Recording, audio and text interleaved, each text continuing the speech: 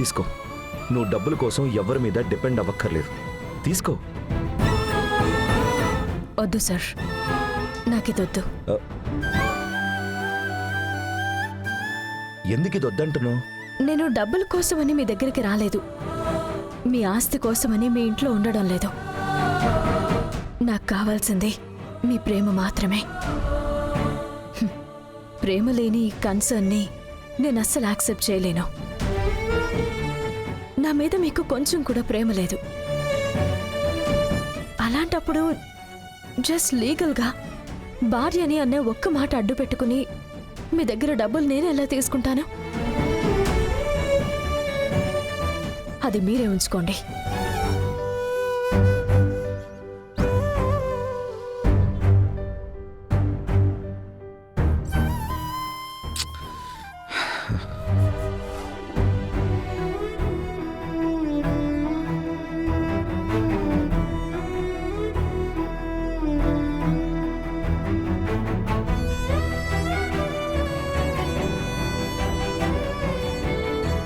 రవి,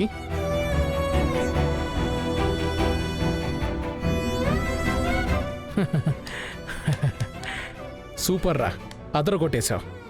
నిన్ను నా కొడుకుని చెప్పుకోవడానికి నాకు చాలా గర్వంగా ఉంది. ఈ కుటుంబంలో మీ అమ్మ, మామ, అత్త అని అందరూ నా కోడల్ని ఎలా కార్నర్ చేయాలి, ఎలా ఇంటి నుంచి తనని తరిమేయాలి అని ఆలోచిస్తున్నారు. బంగారి ఎవరికీ నచ్చలేదు. తను ఎప్పుడు తప్పు చేస్తుందా, ఎప్పుడు తిడదావా అని పనిగట్టు కూర్చున్నారు. కానీ నువ్వు వాళ్ల కళ్ళల మీద నీళ్లు చల్లేశావు నాన్న. ఒక భర్తగా ఎలా నడుచుకోవాలని నిరూపించావు. నీకు తన మీద కోపం ఉందని నాకు అర్థమవుతోంది. కానీ అదంతా పక్కన పెట్టేసి తనకొక కష్టం రాగానే వెంటనే వచ్చి అందరి నోళ్లు మూయించేశావు. చూసావా? గొప్ప విషయం రవి, చాలా గర్వంగా ఉంది నాన్న. ఇలానే ఉండాలి. లేదు నాన్న, నేను కార్డు ఇచ్చినా తను వద్దు అని వెళ్ళిపోయింది నాన్న. ఏమంటున్నావు రవి? అవును నాన్న, నేను ఏవేవో చెప్పాను, ఎంతగానో తనకు నచ్చజెప్పాలని చూశాను. కానీ తను అస్సలు వినట్లేదు నాన్న. ఇంత జరిగిన తర్వాత కూడా తనకున్న మొండితనం మాత్రం కొంచెం కూడా వదిలిపోవట్లేదు. నువ్వు ఏం చెప్పి కారుడిచ్చావు? అదే హాల్లో మాట్లాడిందే చెప్పాను నాన్న. ఏం జరిగినా నేను తన్ని మాత్రం క్షమించలేను నాన్న. తను ఇప్పటికీ నా వైఫ్గా ఉంది. ఆ బాధ్యతను వదలకూడదని ఇదంతా నేను చేస్తున్నాను నాన్న. అది తను అర్థం చేసుకునే పరిస్థితిలో లేదు. మొహం మీద కొట్టినట్టు కార్డు తిరిగిచ్చేసి తన పాటికి తను పోయింది నాన్న. ఇప్పుడు ఎందుకురా తన కోసం మాట్లాడుతున్నాను అనుంది. రవి, అలా మాట్లాడకు నాన్న.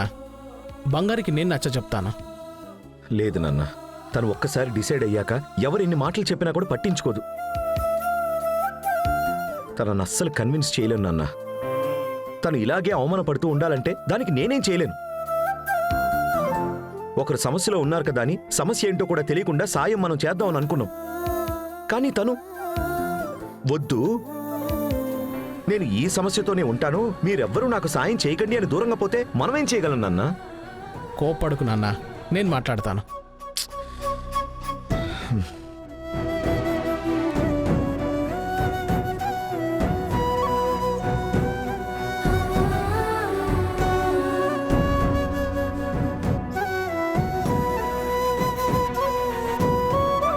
బంగారికి ఏదో సమస్య ఉంది, కానీ అది చెప్పడానికి బంగారు ఇబ్బంది పడుతోంది.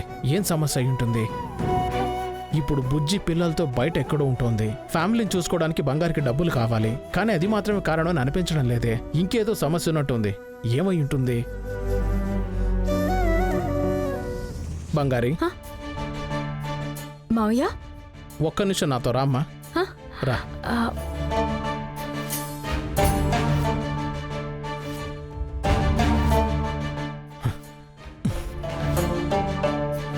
బంగారి, మావయ్య, ఈ మామ మీదొట్టు, నిజం చెప్పు. ఏంటి మావయ్య, ఏం జరిగింది? నువ్వు నా దగ్గర, ఈ ఫ్యామిలీ దగ్గర ఏదో విషయం దాస్తున్నావు. నీకు ఏదో సమస్య ఉంది, అది నువ్వెవరితోనూ చెప్పడం లేదు. నిజం చెప్పమ్మా, ఏంటి సమస్య? నీకేం కావాలి? అలాంటిదేం లేదు మావయ్య. అంటే నాతో చెప్పవు కదా? నన్ను బయటవాడిలాగానే చూస్తున్నావు కదా? నిజంగా నన్ను మేనమామలా చూడడం లేదు కదా? మావయ్య, ఏంటి మావయ్య అలా అంటున్నారు? చెప్పు బంగారి, నా మీద నీకు ఏమాత్రం గౌరవం ఉన్నా నీ సమస్య ఏంటని నాతో చెప్పు.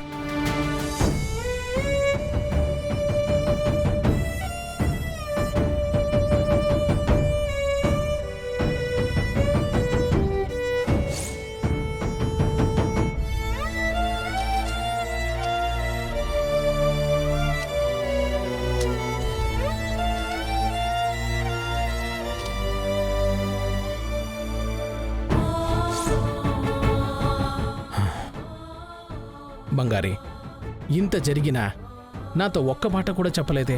లేదు మావయ్య, నేనెవ్వరిని ఇబ్బంది పెట్టాలనుకోలేదు. అలానే నువ్వు పార్ట్ టైం జాబ్ చేస్తావా? ఉంగరం అమ్మి డబ్బులు ఇవ్వాలా? బంగారి, నువ్వు ఝాన్సీదేవి ఇంటి కోడలివి. ఆఫ్టర్ ఆల్ ఒక 25 లక్షల అప్పుకి ఇంత కష్టపడుతున్నావా? నీ మేనమామని నేను ప్రాణాలతోనే ఉన్నాను కదా.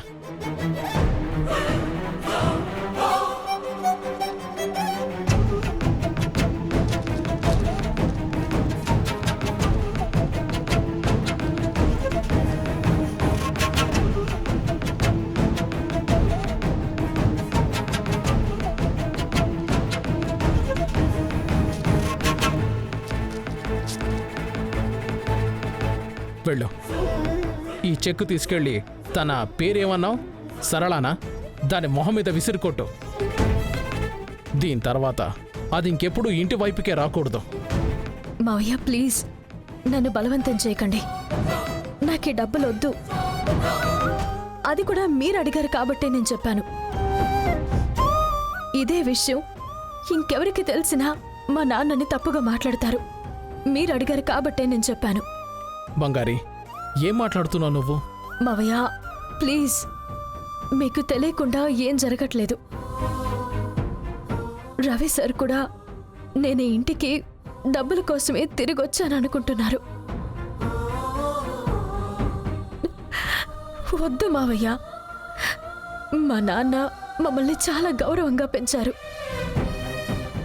కానీ ఏమైంది అనేది తెలీదు. ఏదో పెద్ద ఇబ్బంది. సడన్ గా మమ్మల్ని వదిలేసి వెళ్ళిపోయారు. అప్పటి నుంచి మమ్మల్ని చూడ్డానికి రాలేదు. దానికి ఆయనకున్న కారణం ఏంటో కూడా తెలీదు.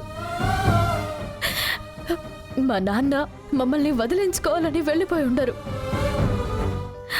ఆయనకి ఏదో ఒక సమస్య ఉంది, ఇరుక్కుపోయి ఉంటారు.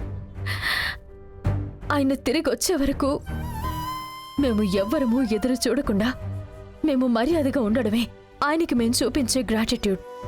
ఎవరి దగ్గర నువ్వు అప్పు తీసుకుంటే తప్పు. నేను నీ మేనమామనే కదా. నీకేదైనా కష్టం వస్తే అది తీర్చాల్సిన బాధ్యత నాకు కూడా ఉందమ్మా. నా దగ్గర కూడా తీసుకోవా అమ్మా? తీసుకుని మావయ్య,